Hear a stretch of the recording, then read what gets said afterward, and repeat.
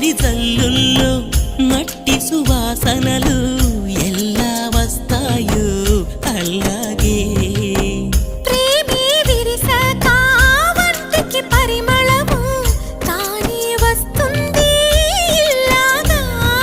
ప్రేమన్నది భాషలకు అసలంత